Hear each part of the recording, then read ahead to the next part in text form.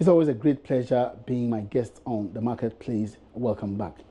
Let's settle for the very first story. And mobile money agents and merchants are making a case for MTN to finalize agreements with a suitable insurance firm to protect them against losses incurred out of increasing number of attacks and unfavorable working conditions. Now, MTN is set to have initiated talks with some 3 insurance firms, hoping to settle on one to insure its merchants and agents across the country. In an interview with Joy Business, spokesperson for the Mobile Money Agents and Bankers Association of Ghana, Charles Kwesiado, called for a review of the monthly commission process. Ebenezer Sabuti has more. Aside concerns of low commission, mobile money operators in the country feel unsafe as rampant cases of attacks on members in certain parts of the country threaten the continuous existence of their work. According to the Mobile Money Agents and Bankers Association of Ghana, they have made a series of requests to all telecom providers to get them enrolled onto an insurance policy. In an interview with Joy Business, spokesperson for the Mobile Money Agents and Bankers Association of Ghana, Charles Ado, called for a review of the monthly commission process. Reduce that our commission rate from 0.5% to 0.25%, for which we were not happy at all. We cited examples that there were times that we were making much money or a lot of money, and now the risk has also increased. Robbery, theft, and the rest. So we also went beyond measure to discuss about insurance policy. That has to be with the second issue, for which they promise us that they are on the table discussing matters up with 3 insurance companies, for which for now they don't want to disclose their name, but it's in the pipeline. And we hope and pray that they make it very fast, because the way and manner fraud and robbery is going on is becoming alarming. So this was the major issues. And then there was another issue pertaining to our welfare. Nowadays our operational costs have increased very, very well. Rent, prepaid, electricity bills, and the rest. We have to go to banks to do direct cashing, debit and account and the rest. But we realize that we need money to do that. And as such, they withhold our cashing commission. They do that payment every month. So we decided that it will be appropriate if it will be accessible for us. Probably every day when we are done with work, we can be able to access that cashing commission without depending on them for the closure of the month.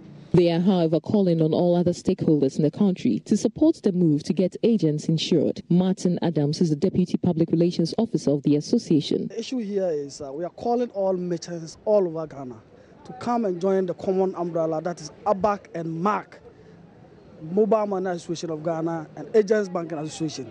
We want all on board under one umbrella so that we can all fight a common goal. Meanwhile, the operators are optimistic the right insurance firms will be settled upon soon.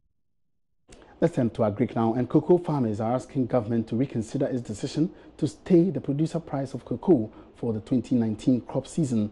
The current price per ton is 7,600 Ghana cedis or 475 Ghana cedis per bag of 60 kilograms. Council Chairman for Cocoa Abrabopa Association, Ismail Pomasi, says the steps taken by government are discouraging, especially in the face of harsh economic conditions. He spoke at the 10th anniversary celebration and the annual general meeting of Cocoa Abrabopa Association held in Kumasi. Fundamentally, our basic problem has been the stagnation of the producer price. Since 2016, that we had 475 Ghana cedis as producer price, it has remained the same for almost 3 years now. And we think that if we want to ensure cocoa sustainability, price is very important. Most of the farmers look at the price.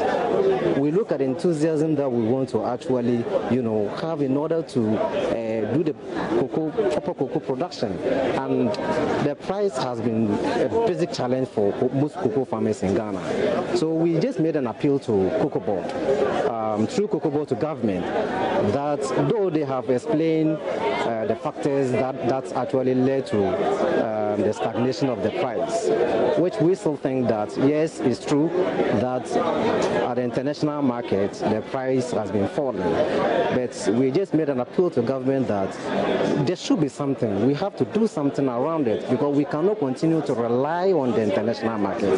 There is a need for us to also add some kind of value to the beans that we process here. We do not need to export just the raw material. We have to add value to it. And this, we believe that would help at least increase the price. Meanwhile, there have been some talks of Ghana and Cote d'Ivoire establishing a processing factory to process cocoa for the international market. Ismail Pomasi says this situation is long overdue. There has been a series of talk over the years between Ghana and Cote d'Ivoire that we want to set up our own, manufacturing company to process some of the beans that we harvest here. But we still want to tell government that this talk has been long overdue. There should be an action now. We cannot continue to be enjoying this price that is not going up. It's very unfortunate. All the conditions that make life difficult for the citizenry affects the farmer. So if, for instance, like Catalas was just 12 Ghana cedis and now it's around 20 Ghana cedis, and our only source of income, which is the cocoa, continue to crawl like it's doing, then it doesn't give us the motivation to actually invest our resources and our energy and everything into the production. So we are just appealing to government, though the price has been set. It's been 1 month down the line. We are still appealing to government that they should take a second look at the producer price and look at its probable consequences on cocoa sustainability. So we want government to increase it, seriously. Let's still stay in a Greek. And smallholder farmers at Banse near Boku in the Upper East region carry and walk long distances on a daily routine, sending their produce to the market centers, with just a few of them using motorbikes. The result is high rates of post-harvest losses, as food is always locked up in the bush. Well, hope it all is not lost, because a 25-year-old veterinary officer has introduced an innovation to address the challenge using a tricycle. Pong Tamale Veterinary School-trained Amadou Abdullahi is killing 2 birds with a stone, solving farmers' problems and making money at the same time to support his education. The story is by Mahmoud Mohamed Nuruddin. Many of the farmers here at Banse mainly cultivate crops and keep livestock. Each year, they harvest tons of foodstuffs which they feed on and sell the rest to the general public. But a chunk of their produce go waste every year due to lack of transportation to the various market centers. Farmers walk long distance and carry their farm produce in bits to sell. 30-year-old Ndebugri Ramani and many others who are into watermelon cultivation are already getting frustrated. We are going through a lot, especially when we harvest.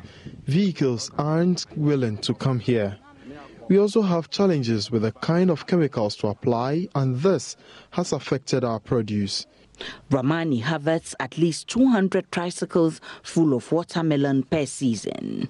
We could harvest between 200 and 300 tricycles, but post-harvest losses are the main challenge. 1 tricycle of watermelon costs at least 250 Ghana cedis, but the farmers are denied of this profit due to post-harvest losses. Well, it appears things are changing for the better. Meet 25-year veterinary officer Amadou Abdullahi, who is providing transport services to the farmers. I went for my veterinary service and I just closed and came here to convey the watermelon to wherever they are sending it to. Normally we farm and they send it to Accra. So this morning they just called me that I should bring the Okada for the work. And I came really, there's money in it. There's money in it. Just this morning, the money I had, I can't complain. It's enough for me. He started this job 2 years ago.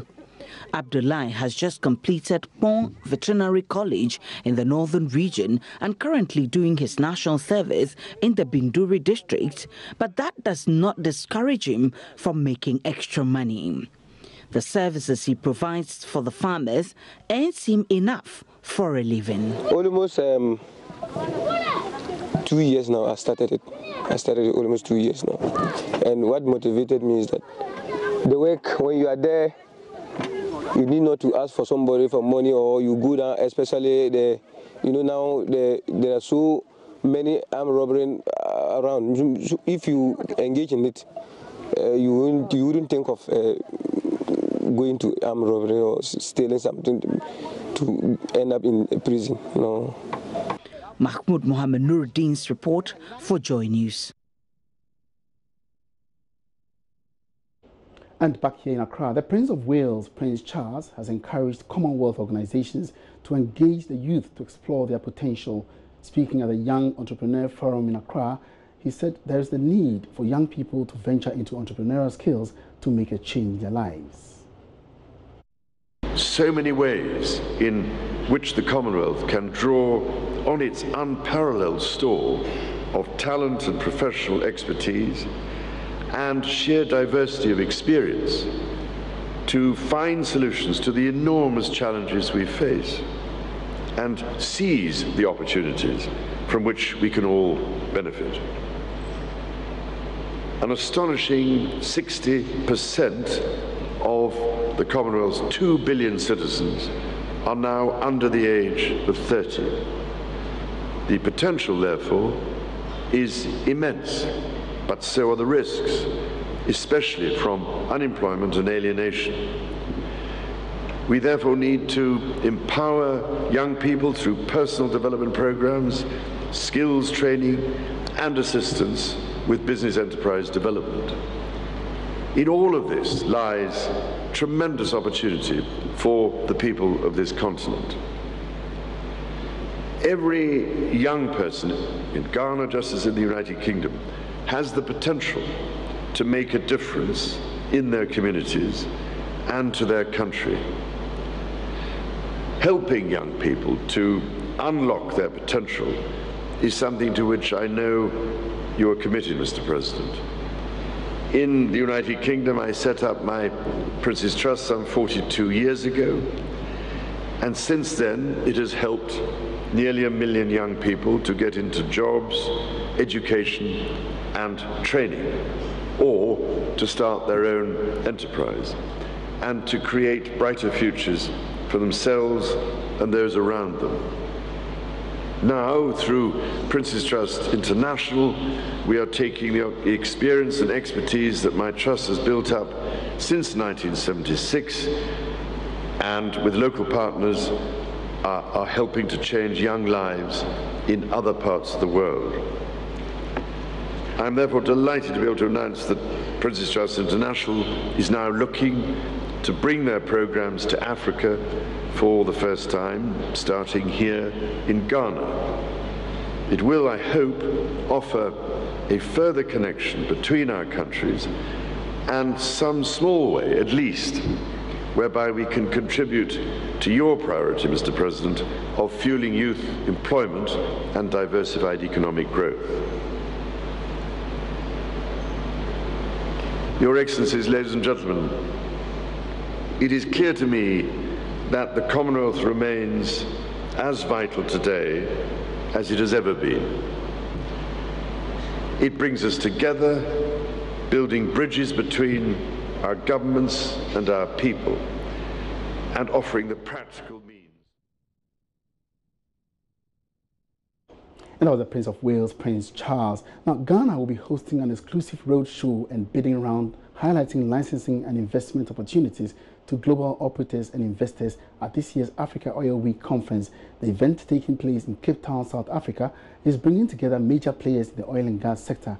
Darryl Kwao is there for Joy Business and has a preview. Things are just about shaping up at the Cape Town International Convention Center, where the Africa Oil Week is going to get underway this week.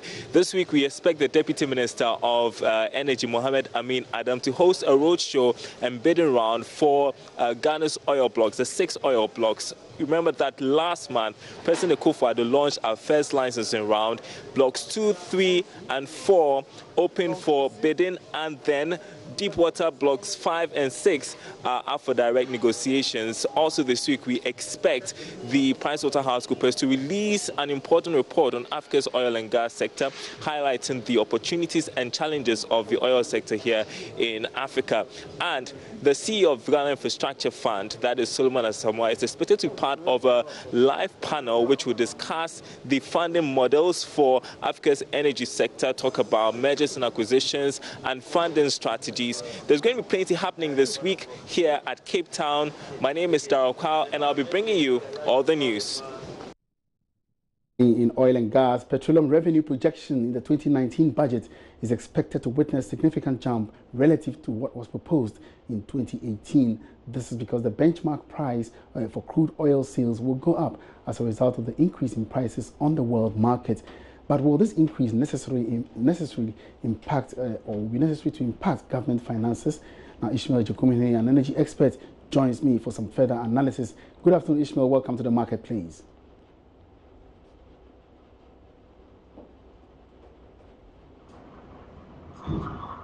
Hello, Ishmael. Good afternoon, Emmanuel. Can you hear me? Yes, I can hear you loud and clear. Now, we expect petroleum benchmark pricing to go up just because, activities on the world market have, pumped or have spurred a hike in petroleum prices. Would this hike or would this increase make any significance on the budgets? Yeah, I think so.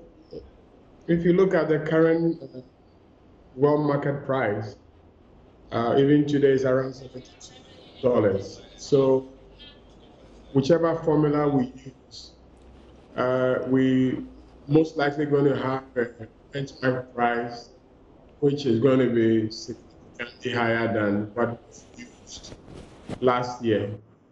And we're also going to have the production, the quantities that we expect to produce is also going to be more than what we had last year. So at the end of the day, we expect the benchmark to be significantly higher than last year. All right, so in 2018, we saw the benchmark being pegged at $57 per barrel, and that's in 2018. Now, if it should go up because of these challenges that we're having, what are you speculating the price benchmark to be? Well, the market as it is now is the prices are coming following the sanctions that was announced this morning. If you monitor the prices, they are coming. But if you look at the average pricing and the world market outlook, it's most likely going to be somewhere in the region of $70 per barrel, which is doesn't hit 70, 65, based on the formula the Minister of Finance is supposed to use. We're going to see much improved benchmark price than what we experienced last year. But at the moment, I don't have any idea as to where the price will be. All right, now, so this will obviously mean that petroleum revenue would go up. Now, does it also necessarily mean that it is going to create a magic wand for our budget? Not necessarily. Certainly, the revenue will go. We expect the revenue to go up.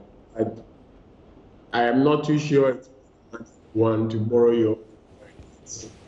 Even when petroleum revenue peaked at close to $1 billion in 2014, it didn't make much difference in the average contribution of petroleum to the national budget, around 7% annually. So it wouldn't be a game changer. Certainly, any additional revenue will be well received and welcome. Now, so based on the Petroleum Revenue Management Act, of the act that distributes petroleum revenue. Now, which area do you think government must focus in case there's an increase in petroleum revenue? I think ultimately it depends on the priorities set by the government. But if you look at the priority areas chosen in 2017, which is likely going to remain because the government only changes every 3 years, we would expect that the areas they identified, infrastructure, education, health, and agriculture, are going to receive the majority of the funds. But I wouldn't be too surprised if the government still concentrates on education and sends money to the education sector, except that government is constrained by how much it's able to push into education.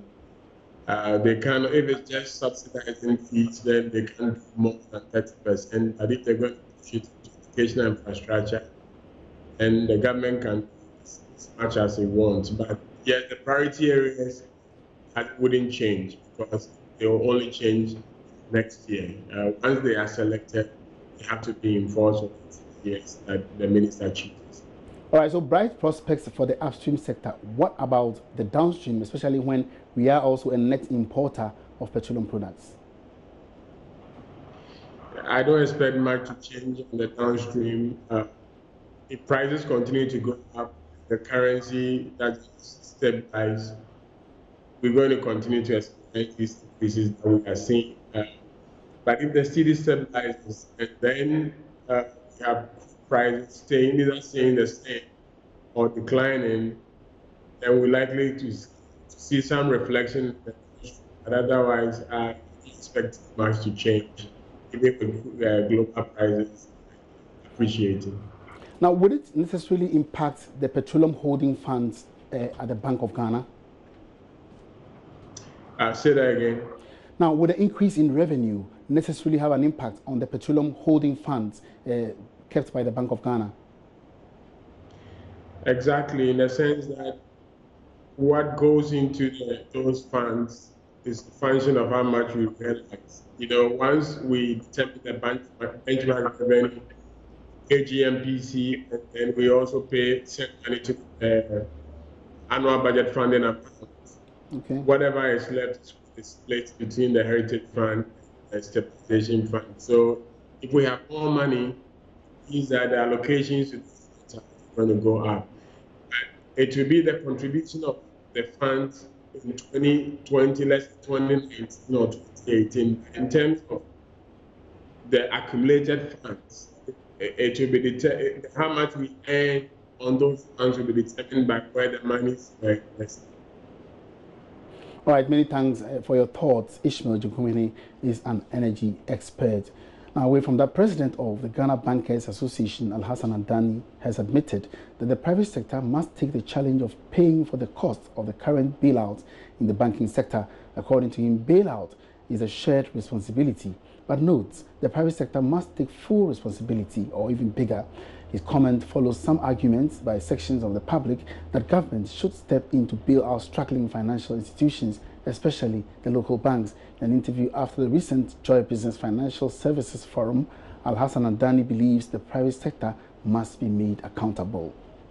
In fact, my view on this is it should be apparent to everybody that the promoters and managers of these businesses which have collapsed are first and foremost held accountable, and the full extraction of whatever is due from them is done. And then the government can pick up the pieces so that the issue of moral hazard, which is what came up in some of the questions, would not arise. That you set up a bank to make money, and you have made the money over the years and used it to do a whole lot of things. And then somewhere along the line, in your business evolution, you take very bad decisions and bring the economy, your customers, and your own business into disrepute. There must be a very credible process that shows that the private sector, the owners, have been the value has been extracted from them before the central bank or the governor, and the government comes in. Otherwise, if government comes in, which is okay, there's always the issue that, oh, okay, you can come and play this game and lose money, and government will come into. So it has to be a good mix of the private and the public. And I think the private must be held for completely accountable, and let there be, evidence and that this is going on. Then the government can do the last piece to just keep the confidence in the economy going. And on that note, we wrap up this afternoon's edition of The Marketplace. Many thanks for your company. My name is Emmanuel Abuaji. We have been listening again, same time tomorrow. Good afternoon.